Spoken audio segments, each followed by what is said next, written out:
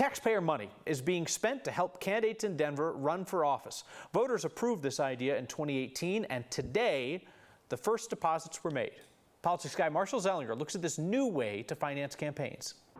Almost 36 candidates have declared their intention to run for office in Denver and hope to use taxpayer dollars to fund their campaigns. 15 of them have already qualified for money from the Fair Elections Fund. It feels like a while ago now, but in 2018, voters did vote for this. Lucille Winagema is with the Denver Clerk and Recorder's Office, which administers the $8 million fund from the same pot of money that pays for roads, police, and parks.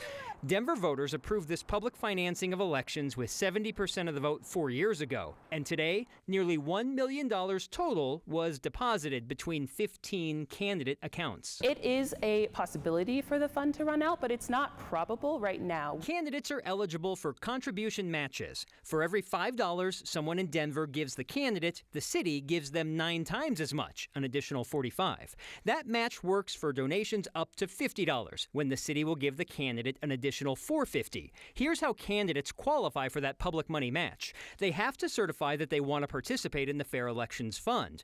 Clerk and Recorder Paul Lopez did so on January 1st, 2020. Councilwoman Amanda Sawyer did it last week. That date represents when the match can begin. But first, they need to receive a minimum number of contributions from Denver residents. 250 contributions for mayoral candidates, 100 for council, auditor, judge, or clerk and recorder. Once that threshold is met, they get the 9 times match. That $8 million I could use right out here to repave Dartmouth Avenue. Right? I could use it to hire a few more police officers. Before voters approved this in 2018, Councilman Kevin Flynn told me he was against the idea. Today, he received almost $90,000 from the fund he did not agree with.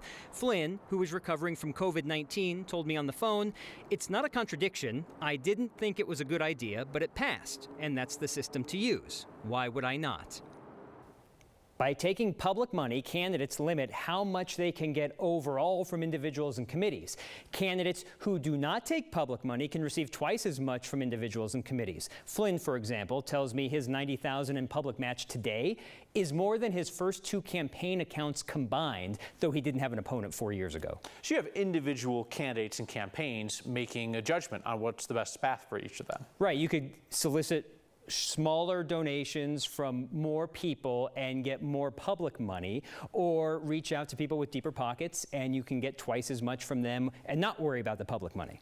Interesting, though, that voters said, yeah, let's give this a try. And you're keeping an eye on it for us. Thank you, Marshall.